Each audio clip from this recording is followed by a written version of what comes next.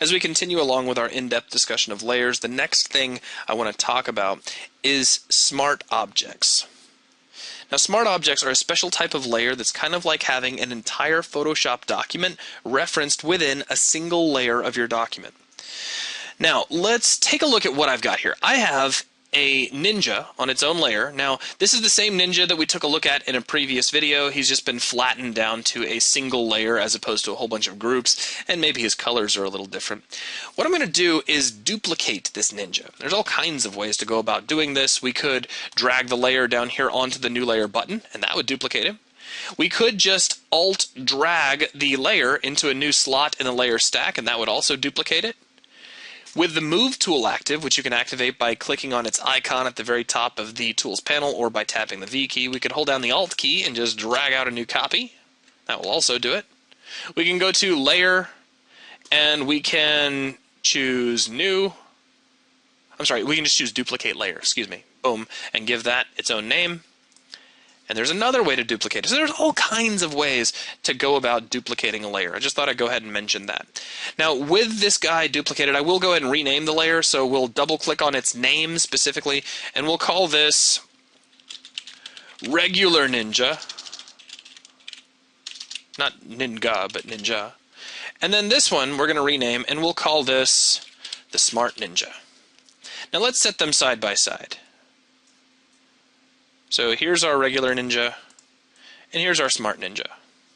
It's hard to tell one from the other at the moment, but what I'm going to do is take my smart ninja and right-click on it, and we have the ability to convert this to a smart object.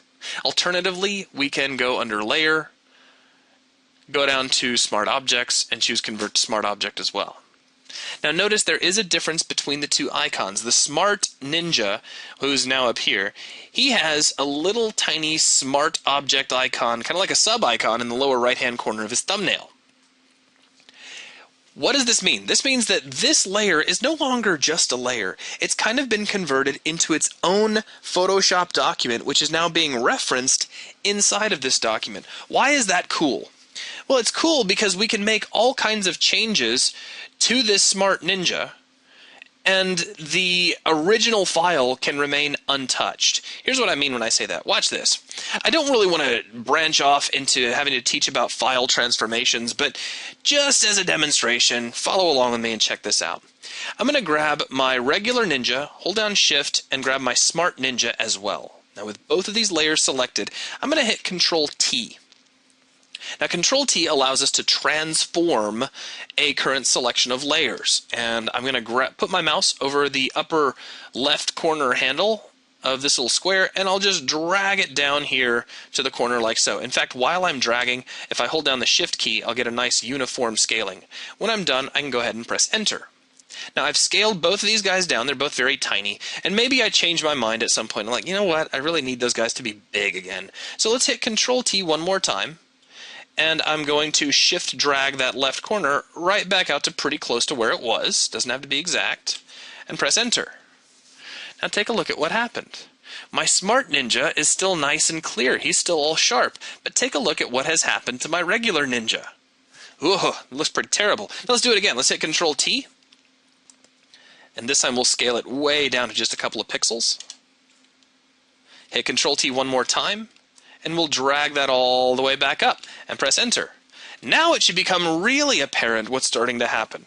The Smart Ninja is maintaining his original shape, while the original Ninja, the regular Ninja, is constantly being degraded each time we do this. Now I'm going to step back through history and undo all that. So I'm going to hit Control-Alt-Z several times and get us back to here. Now I'm going to hide my Smart Ninja for just a moment and focus on the regular Ninja. I just want it to be 100% clear what just happened and why this Ninja started looking more and more terrible as we went. It's because when we scaled him down by hitting Control-T once again, and then if I scale him down to just a few pixels, so now he's very, very tiny. And if we zoom in on him, in fact, let's set him up to full zoom. So I'll hit Control-1. So here he is at 100%, okay? I'll grab my zoom tool by tapping the Z key, and if we click and drag, check him out. He's really a very small collection of pixels. There's really not much there. So let's hit Control-0 to make the whole thing visible in the screen. Now, if I hit Control-T again to scale that back up, What Photoshop is having to do is take that really low number of pixels and make them bigger. And it does a fairly good job of remembering what that image looked like for the most part. It does store some of that data. That's just Photoshop CS5 being generally awesome. However, it certainly looks nowhere near as good as the original, the Smart Ninja does. Now let's talk a little bit specifically about the Smart Ninja. This is, of course, this is just the Ninja layer that has been converted to a smart object. Why are we able to scale it down to nothing? And I can do the same thing, hit Control T one more time and scale it all the way back up, and it's just fine. That's because this is not a collection of pixels on a layer anymore. This is actually an entirely separate Photoshop document which we're simply referencing in. Here's where it gets a little bit interesting. Let's say I wanted to paint something on top of this ninja. Like maybe I want to put a smiley face on his chest. So if I grab my brush tool, as soon as I start trying to paint, you'll notice we've already got a little circle with a slash on it. And if I click, Photoshop warns us. It says the smart object must be rasterized before proceeding. And we haven't talked about rasterization yet, but we will. Edit contents will no longer be available. Rasterize the smart object. No, we don't want to do that. So let's hit cancel. Could not use the brush tool because the smart object is not directly editable. That's because, again, this is its own document. However, if we double click on its thumbnail, look what happens. After editing the contents, choose File, Save to commit the changes. Those changes will be reflected upon returning to ninja.psd. The file must be saved to the same location. If the Save As dialog appears, choose Cancel and flatten the image before saving. You must flatten the image. It's vital that you remember to do that. So now here we are inside our smart object. Notice it's not a PSD file, it's a PSB file. It's a special file format specifically for this purpose. And if I draw a little smiley face on his chest, like so, I can hit Control S, jump back over here to my original document, and it's automatically updated to include that. Now why is that cool? Let's jump back over here to our PSB file. I'll hit Control-Alt-Z a couple of times, and then hit Control-S and save. And now the smiley face is gone.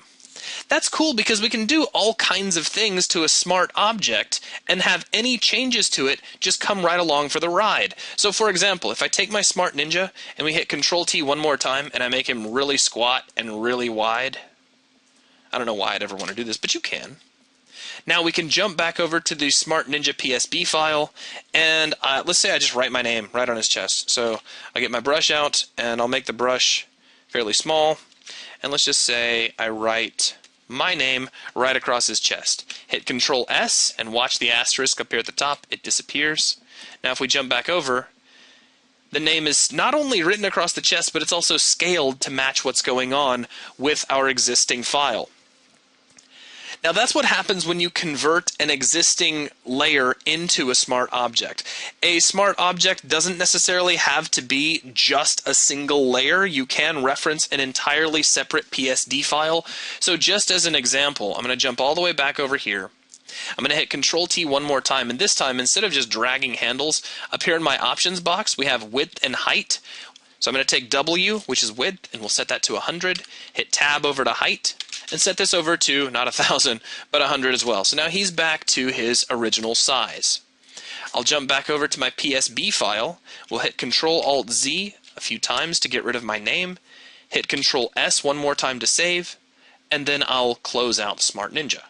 So now here we are back with just a regular smart object. Now I'm going to do something a little bit fancy. We're going to go to File, Place, and I have the Ninja layer example that we used in a previous video. I'm going to bring this in and just press Enter. Now take a look at this guy. He is an entire drawing. He's even got a white background. He is a smart object. If I try to paint on it with the brush, I get the same warning I got before. I do not want to rasterize it, so I can't paint on it. I can, however, double click on this document, click OK when our little warning pops up, and check it out. All of the initial layers that make up this drawing are still present. So I can take the background and turn it off, hit Control S, jump back over to Ninja PSD, and there you go. The background is now gone. Very, very handy, especially if you need to start merging and bringing a lot of different projects together. If you spent a lot of time doing a multi-layered composition on one document and you need to bring that into another document, a smart layer may be the way to go because it allows you to bring that in as a single object.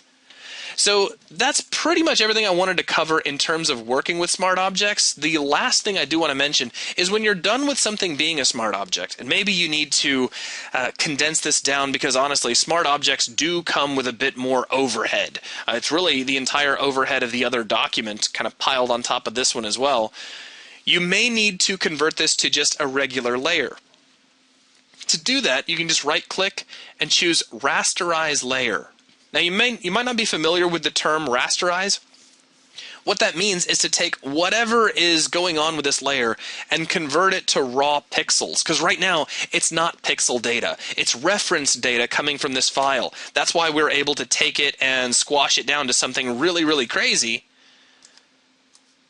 And press enter. And then we can hit Control T again and scale it back up, and it's still okay because we're never actually squashing it down to just a few pixels. We're just taking the size of that referenced area and we're making it smaller, but it's still referencing all those original pixels. So if we right-click and choose Rasterize Layer, this is now no longer a smart object. It's just a collection of pixels. So that now if I scale it back down to just a few pixels like I did a moment ago, something really, really tiny. In fact, let's do that a couple of times just to be really gross. Let's hit Control T, and we'll scale this down again. So check him out. He's really like what, 2, 4, 6, 8, 9. He's like 9 pixels. That's all he is. So now we'll come out here. We'll hit Control T one more time, and I'll scale this up and press enter, and that's all that's left of that poor little ninja. He's been destroyed because he's no longer a smart object. What we just told Photoshop to do was to take a collection of 9 pixels and make them bigger, so now we just have junk. So we'll go ahead and throw that away. Alright, hopefully that makes smart objects make a lot more sense to you in Photoshop. That is going to wrap things up for this video. Thanks a lot.